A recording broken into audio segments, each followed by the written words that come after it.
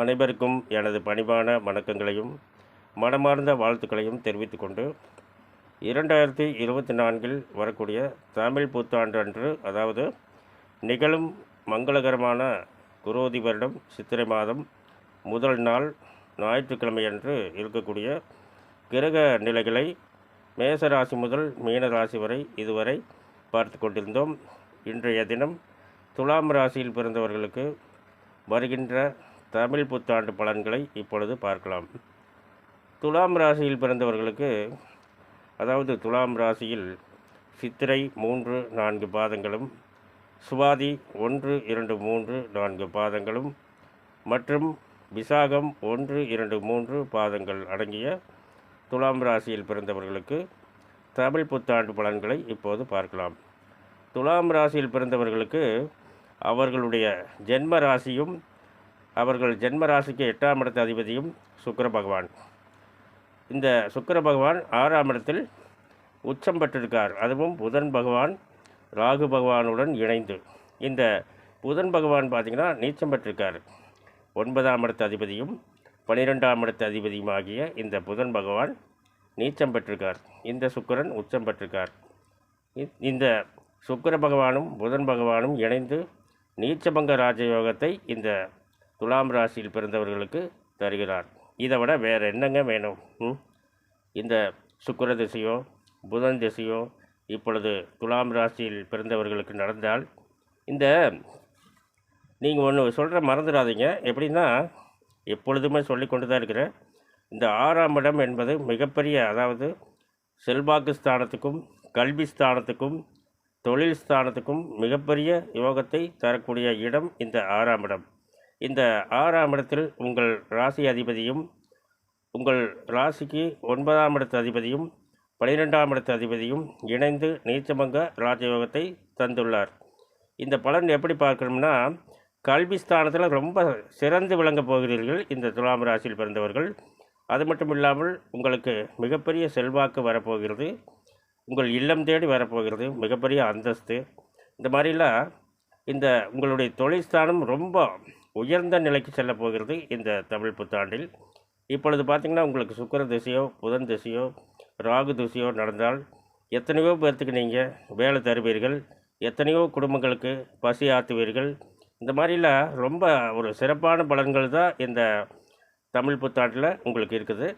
அடுத்தது பார்த்திங்கன்னா, 2ஆம் இடத்து அதிபதியும் 7ஆம் இடத்து அதிபதியும் செவ்வாய் பகவான், அதாவது தனஸ்தானாதிபதியும் களத்திரஸ்தானாதிபதியும் செவ்வாய் பகவானாக வருகிறார். இவர் என்ன பண்ணிக்கார்?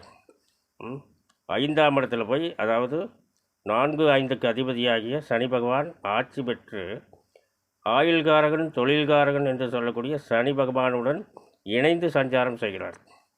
அப்படின்னா தொழில்காரகனும் நிலமகன் என்று சொல்லக்கூடிய செவ்வாய் பகவானும் மிகப்பெரிய, அதாவது திரிகோணஸ்தானம் 1, 5, 9 மிகப்பெரிய யோகத்தை கொடுக்கக்கூடிய இடம்.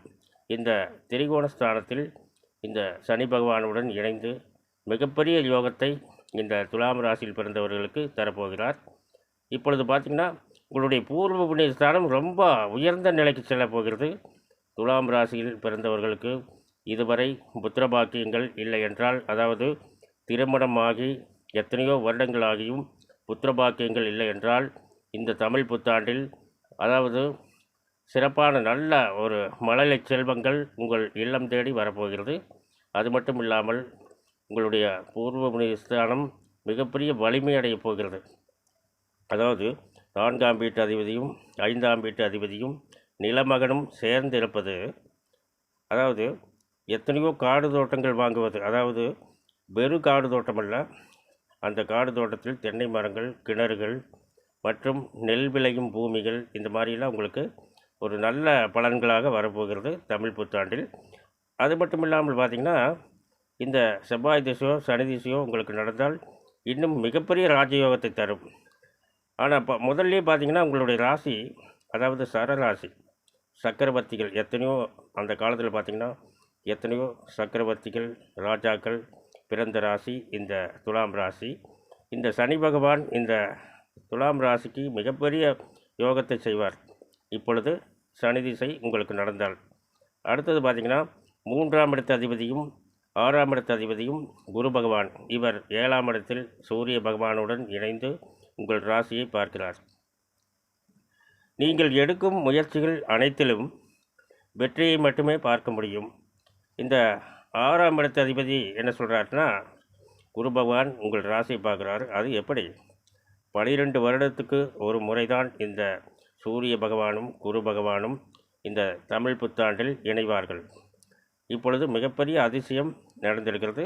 இந்த துலாம் ராசியில் பிறந்தவர்களுக்கு இந்த சூரிய பகவானும் குரு பகவானும் சேர்ந்து பார்ப்பது.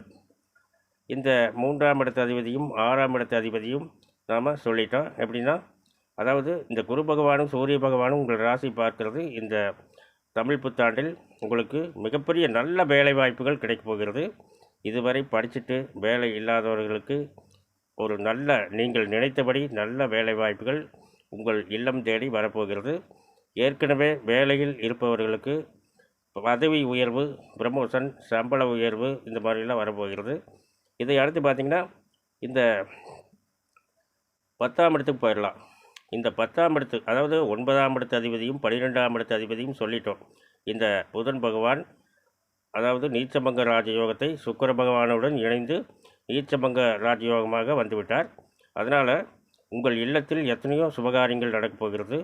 இந்த துலாம் ராசியில் திருமண வயதில் ஆண் பெண் யாராக இருந்தாலும் இந்த திருமணங்கள் தாமதம் ஏற்பட்டு கொண்டிருந்தால் இந்த தமிழ் புத்தாண்டில், அதாவது புதன் திசையோ சுக்கிர திசையோ இப்பொழுது நடந்தால் நல்ல வரன்கள் உங்கள் இல்லம் தேடி வரப்போகிறது. நல்ல மன வாழ்க்கை அமையப்போகிறது. அதாவது ஜீவனஸ்தானாதிபதி பார்க்கலாம். அதாவது 10ஆம் இடத்து அதிபதி 9ஆம் இடத்துல என்ன சொல்கிறது? இப்போ சந்திர திசை நடந்தால் எவ்வளோ பெரிய யோகத்தை கொடுக்க போகிறார்? அளவே கிடையாது. அந்த அளவுக்கு மிகப்பெரிய யோகத்தை துலாம் ராசிக்கு தருவார். அடுத்தது பார்த்திங்கன்னா, இந்த 11ஆம் இடத்து அதிபதி பார்த்திங்கன்னா சூரிய பகவான். அவர் உச்சம் பெற்றிருக்கார். முதலே சொல்லிட்டோம்.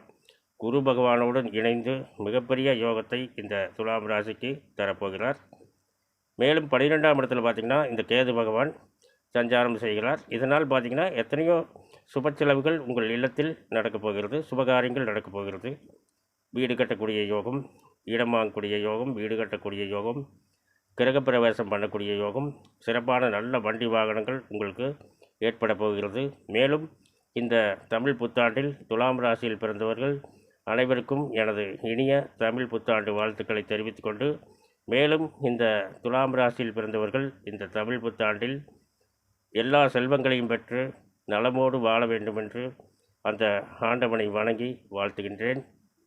இந்த பதிவை பார்த்து கொண்டிருக்கும் அனைவரும் எனக்கு மிகப்பெரிய ஆதரவை தருவீர்கள் என்று நம்புகின்றேன். மேலும் விவரங்கள் அறிய என்றும் புலிப்பாணி என்ற ஜோதிட தலைப்பை பாருங்கள். நன்றி, வணக்கம், வாழ்த்துக்கள்.